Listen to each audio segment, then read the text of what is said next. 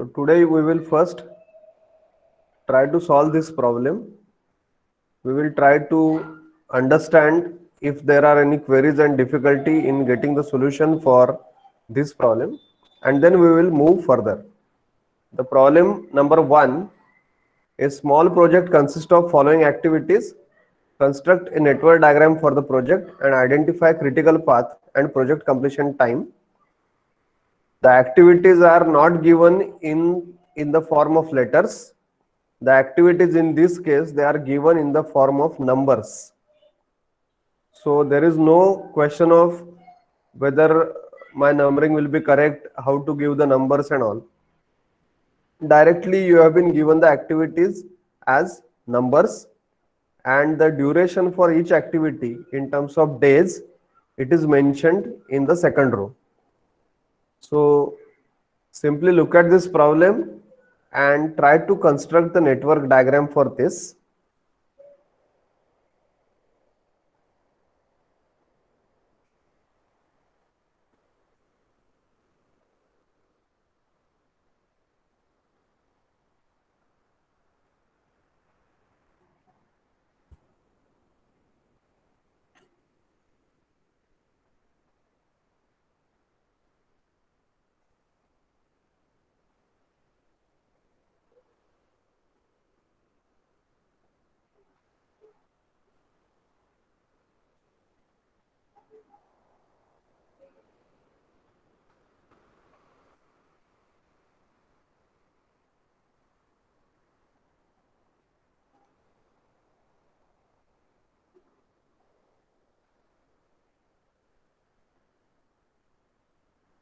One to two, 2 days.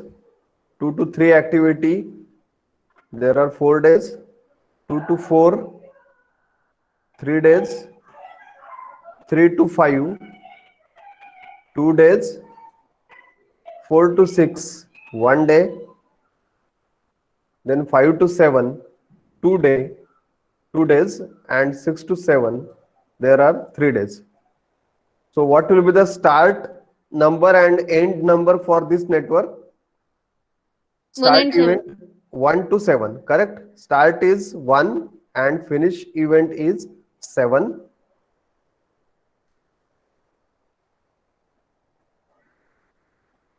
So check whether your diagram is similar to this. Yes. Complete your diagram and cross check whether your diagram is similar to this, and then identify the paths as we normally go for the variety of options available for traveling from 1 to 7. And once you have the multiple paths available, so in this case 1 2 3 5 7, this is path number 1, and 1 2 4 6 7, this is path number 2. The time required for first path is 2 plus 4, 6 plus 2, 8 plus 2, that is 10. And if I go as 1, 2, 4, 6, 7, it is 2 plus 3, 5 plus 1, 6, and this is plus 3, that is 9. So the two paths which are available, one is requiring 10 days, other is requiring 9 days. So obviously, as per our yesterday's discussion, which path will be critical path? The path which is having 10 days duration, and hence the project completion time is equal to 10 days.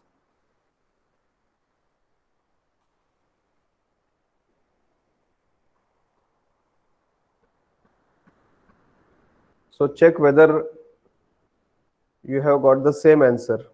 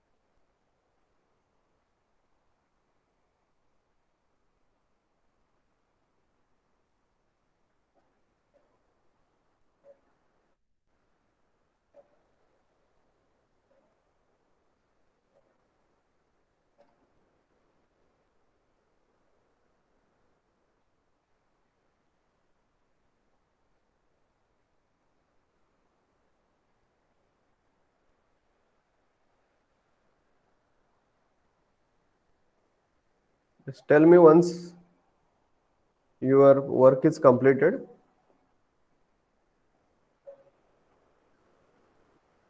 Done.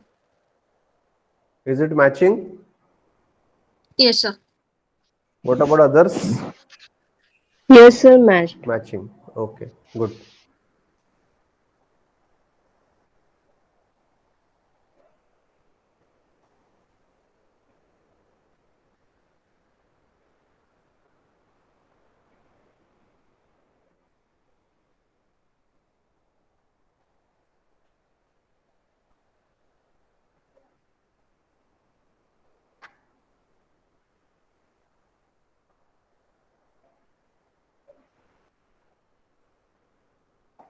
So this was the part we have seen yesterday.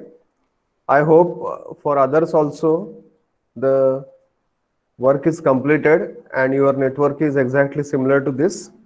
And now you have also got the critical path, that is 1 2 3 5 7, which is equal to 10 days duration, that is the project completion time.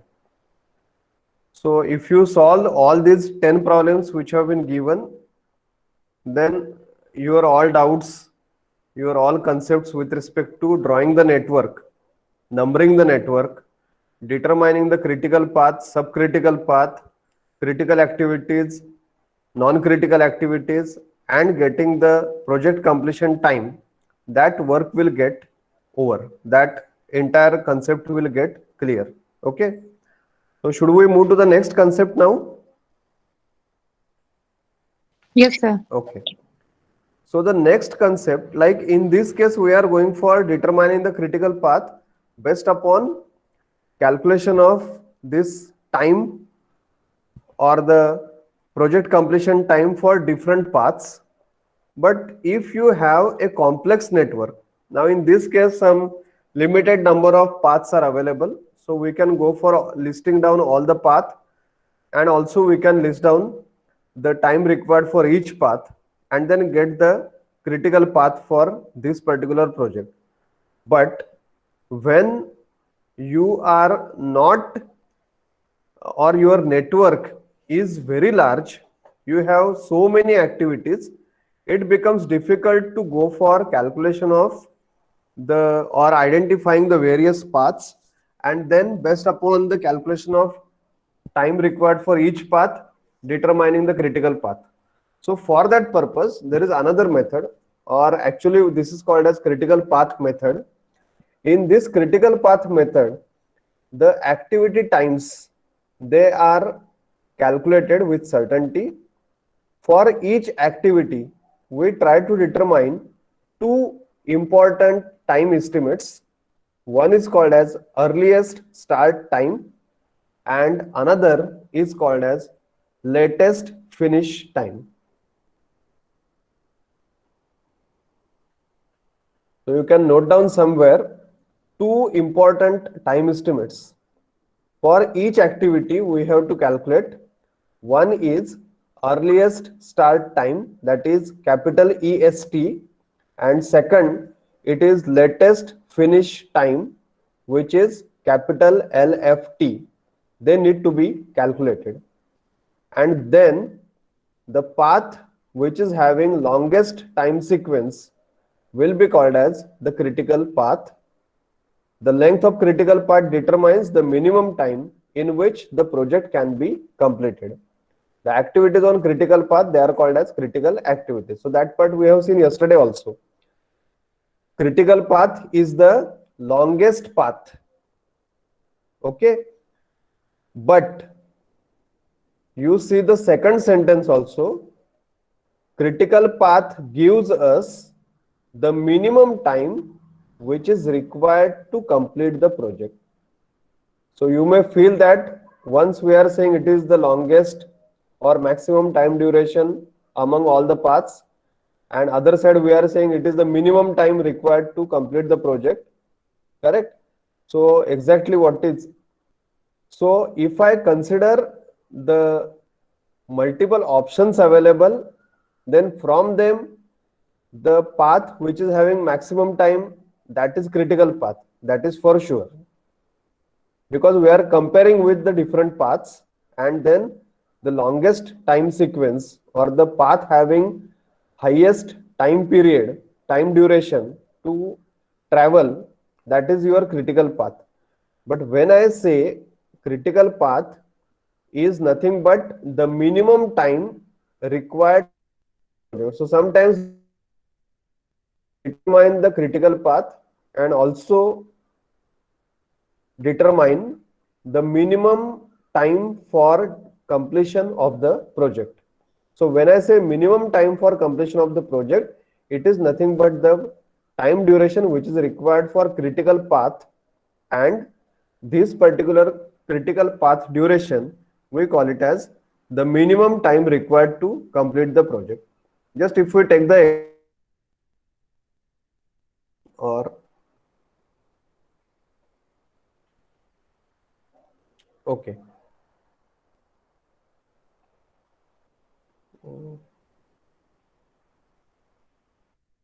Okay. Just take example of one network which is drawn in front of you. Just for example, okay. The network is clearly visible to you. Yes. Yes, sir. Okay.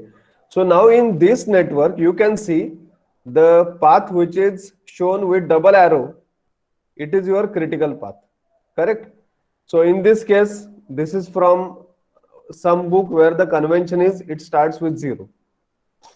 So there are different conventions. Some start with start and finish. Some go for 0 towards the end. Some go for 1 and then. So some convention we have to fix up. So let us say we will fix up that we will start always with 1. Okay. Now you can see 0 to 1, 1 to 3, 3 to 6, 6 to 7. These are the critical activities. They are shown by double arrows. And what is the total or what is the duration for critical path in this case? It is 27 days. 2 plus 10, 12, 17, 12 and 7, 19, 19 plus 8, 27. Okay.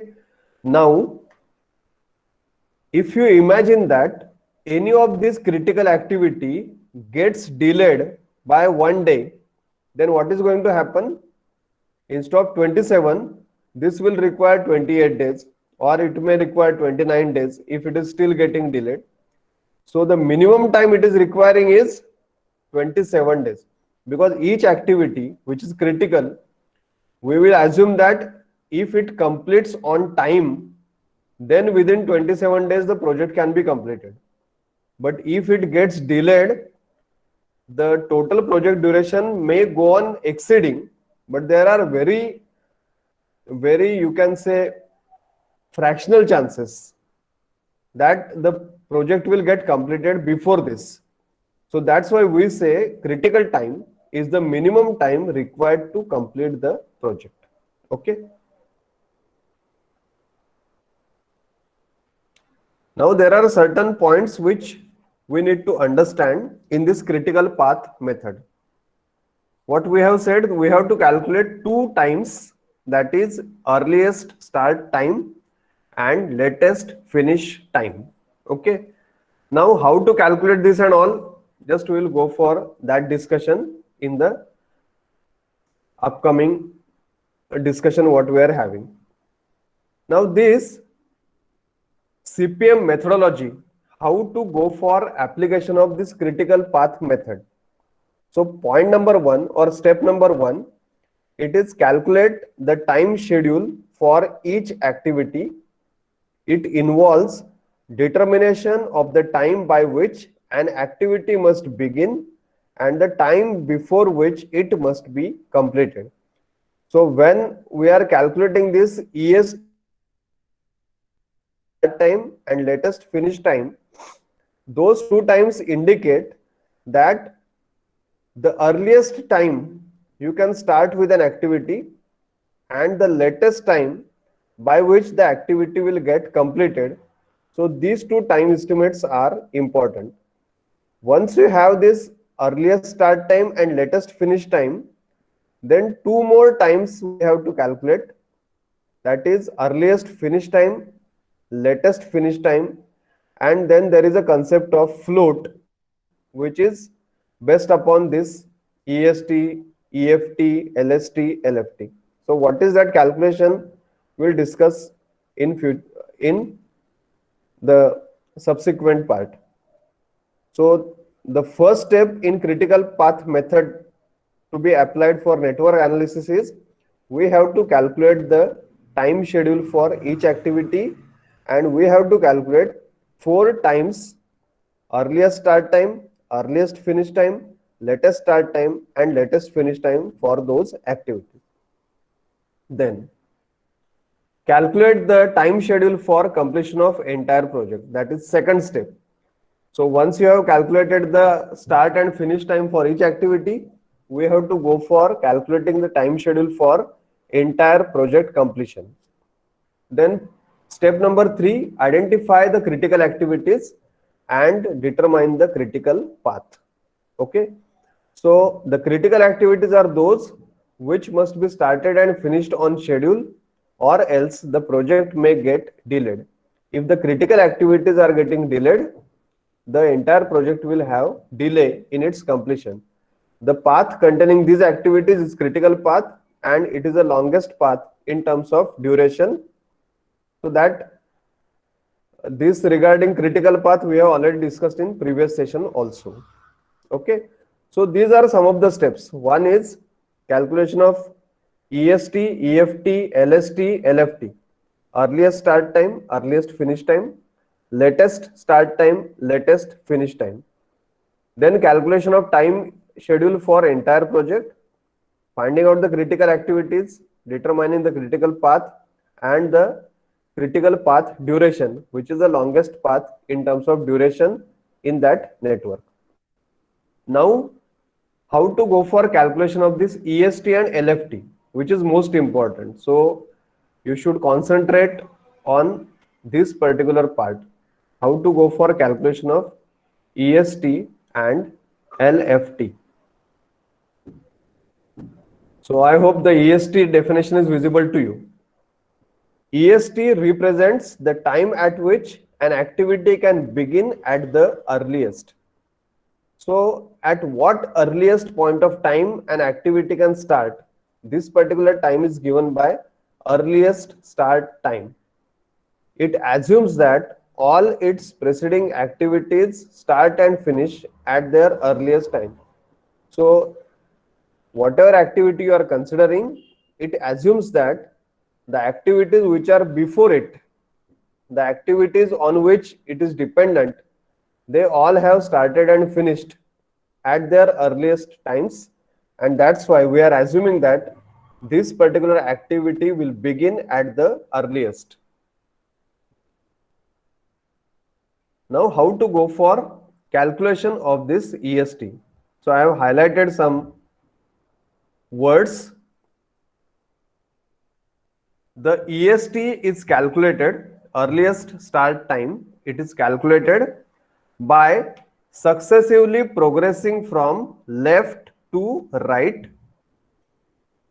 following the forward pass method. So there are two methods, forward pass method and backward pass method. So forward pass means we are moving forward, and when we say forward pass, it is from start to finish. And when I say start to finish in network, our network always starts from left and it ends on the right hand side. So that's why whenever you are calculating the earliest start time, we have to calculate by successively progressing from left to right. And when I say left to right, it is nothing but following the forward pass method. Now, according to this method, forward pass method, if only one activity converges on an event, its earliest start time is given by EST of tell event plus activity duration.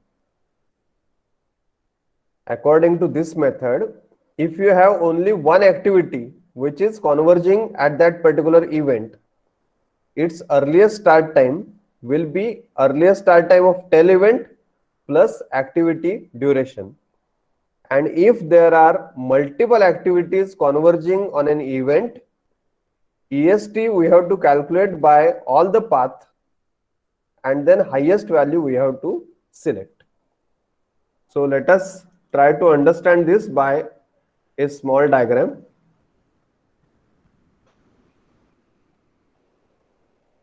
I hope that small diagram is visible to you.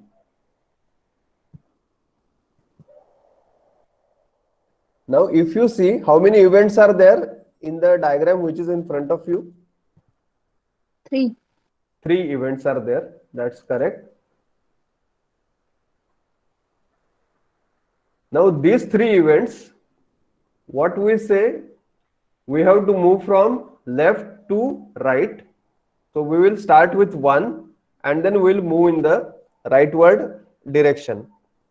Always the first event or the start event, we have to consider EST is equal to 0, because the earliest start time is now itself we can start, means EST is 0. That is the origin, that is the starting point.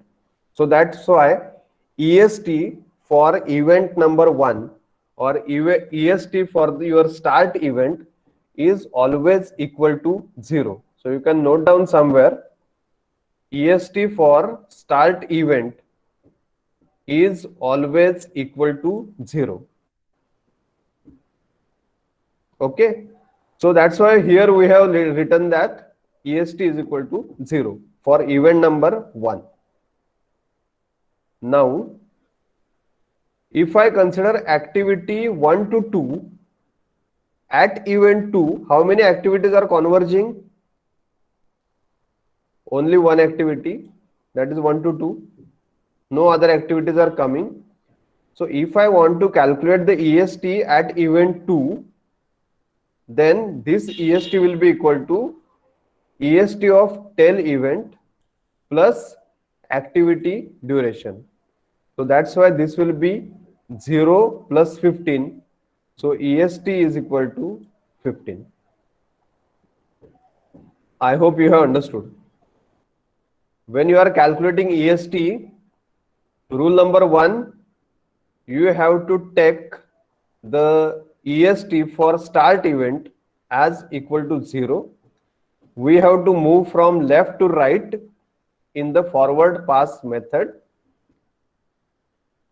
The EST will be equal to EST of tail event plus activity duration if only one activity converges at that event, like we have seen for this case. Understood up to this? Any doubts? No, sir. So if I consider activity 1, 2, then the earliest start time is 0 at 1 and earliest start time is equal to 15 at event 2. Now just go to this particular event 3. Now at event 3, how many activities are converging? 1 or 2? 2. There are 2 activities converging, 1 to 3, this activity, and 2 to 3, this is another activity. So now at 3, we must calculate EST in 2 different ways. At 0 plus 15, this is I am calculating because I am considering 1 to 3, this activity which is converging. So for 1 to 3 activity, the tail event EST is 0 plus activity duration is 15. So 0 plus 15.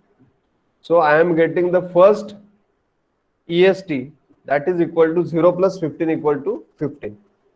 Correct? Now there is another activity which is coming, that is 2-3. For 2-3 activity, the tail event is what? It is 2 and the tail event EST for 2, it is 15. So this tail event EST plus activity duration 3, if I calculate, then what happens? This will become 15 plus 3 equal to 18. So as per the rule, if there are multiple activities converging at a particular point, then we have to calculate the EST at that event by all the paths which are available, and we have to consider the maximum value out of them. So now you can see in this case we have 0 plus 15 equal to 15 and 15 plus 03 equal to 18. So 15 and 18, two EST are available. So which should be selected? 18. 18 should be selected because the rule says EST via all paths is to be calculated and highest value is to be selected. So I hope you have understood about this earliest start time. Earliest start time is it is the earliest time at which you can start with the activity. It assumes that all preceding activities they have started and finished at the earliest times. Then EST we are calculating by successively progressing from left to right. This is called as forward pass method. According to this method, what we take is the starting event. We consider this as 0 EST, and then gradually we move from left to right one by one.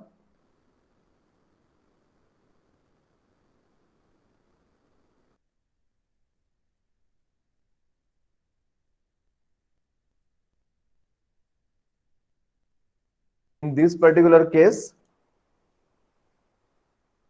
0 plus 15, EST at event number 2, it was equal to 15. And then we have also seen that the EST at event 3, we calculated by two different paths because there are two activities converging, 1, 3 and 2, 3. For 1, 3 activity, 0 plus 15, and for 2, 3 activity, it is 15 plus 3. So in this type of cases, we have to select the maximum value or the highest value. So now move further. After discussion of the earliest start time, now let us focus on the next, that is latest finish time. Now whatever we have done for EST, now we have to go in reverse manner. We have to do opposite things when we are going for latest finish time. Okay, because if you see the words also, earliest, latest, opposite to each other, start, finish, opposite to each other. So whatever we do for EST, exactly opposite we have to consider for LFT. So for EST, we have considered that forward pass method. For LFT, we will go for backward pass method. For EST, we have gone for left to right, right from the first event towards the last event. For LFT, we will go for right to left. We'll start with the last event, finish event, and we'll reach towards the start event. Okay, that is another case which is different. So the latest finish time of an activity represents the latest by which an activity must be completed in order to avoid the delay in project completion beyond its targeted completion time. So this particular activity is giving us the estimation that latest by which maximum how much late it is permitted for completion of that particular activity, so that project completion time will not exceed. Overall project completion time will not exceed. So this LFT is calculated by progressing successively from end event towards the start event. So as we have discussed, opposite to EST, the LFT for last event is assumed to be equal to EST for that event. So this point is very important. As we have started for EST at the start event, we assumed that it is equal to 0, and then we progressed towards the last event. Now when you go for calculation of LFT, you have to start at the last event, so you should have some reference value. So the latest finish time for the last event is equal to the earliest start time for that particular event. So assuming this, we have to do our calculation. LFT for other events is calculated by backward pass method. According to this method, if only one activity emerges from an event, calculate LFT by subtracting activity time from its head event. So now again you can see it is exactly opposite. When we gone for EST, if only one activity is converging, then we have considered tail event EST plus activity time. Now here what is happening, if only one activity is emerging from that event, because we are going now reverse way, then LFT will be equal to the head event LFT minus activity duration. So instead of tail event, we are now considering head event. Instead of adding activity time, we are subtracting the activity time from this LFT. Instead of converging activity, we are trying to focus on the activities, how many activities are emerging from that event. If more than one activity emerge from an event, calculate LFT via all paths and select the smallest one. So earlier case we have selected the highest value. Now we have to select the smallest value. So again we will take one example so that the things will be more clear.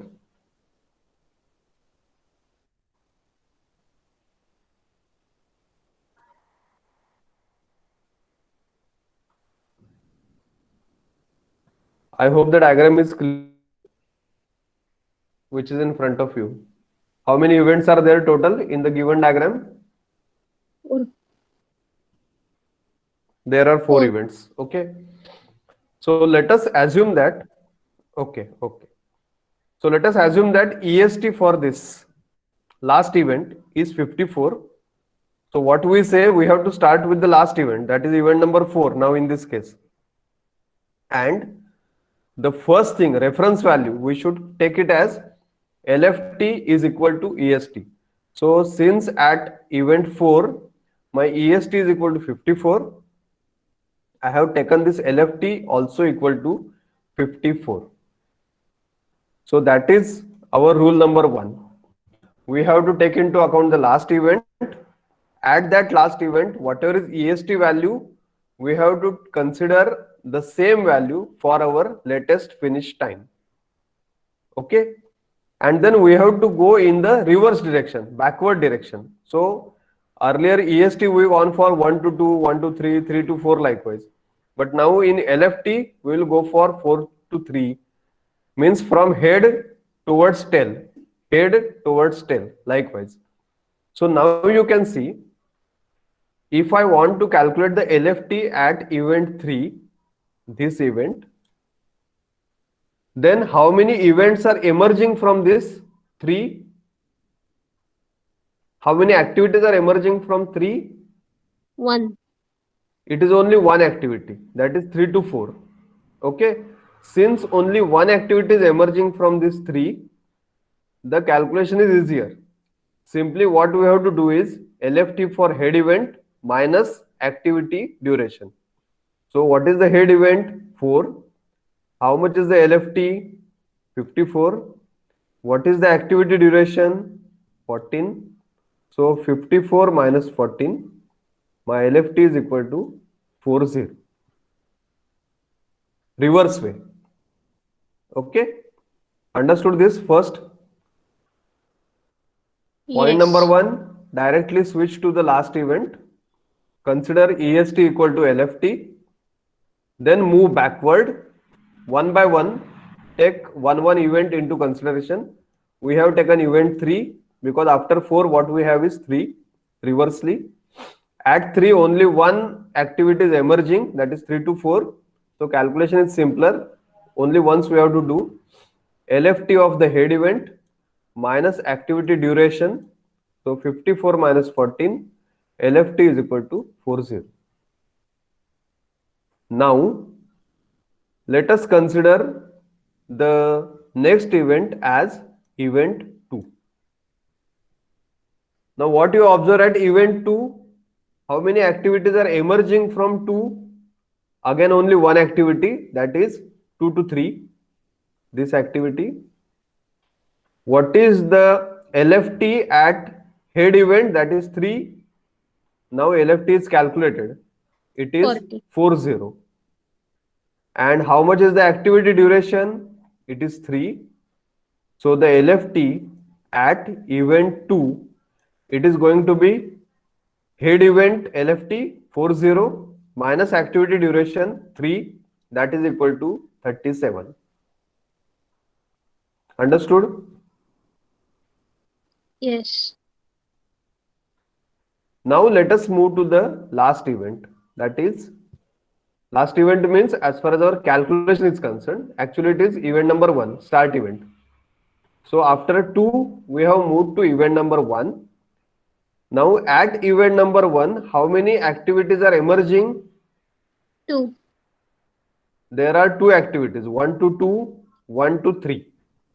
As there are 2 activities emerging, we have to calculate the LFT by both activity path. So for 1 to 3, the LFT of head event is 40 and activity duration is 14. So we have calculated the first LFT, that is 40 minus 14. 40 minus 14 equal to 26. That is for 1-3 path. Now we have to consider the second path also, that is 1-2. What is the LFT at head event 1-2? 37, and the activity duration for 1-2 is 1. So 40 minus 37, that is equal to 36. Sorry, 37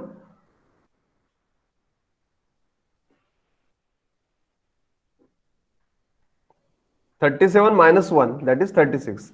I have written it like 40 minus 3 minus 1, but no need to write. We can directly go for this. This is 37 because this is the head event 1 to 2. This is 37 minus 1, 36. So there are 2 activity times available, 26 and 36. Sorry, not activity time. 2 LFT available. One is 26, other is 36.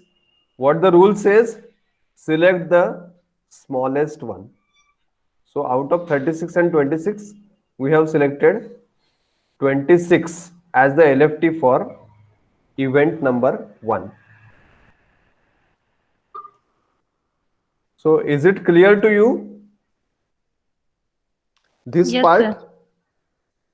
EST and LFT.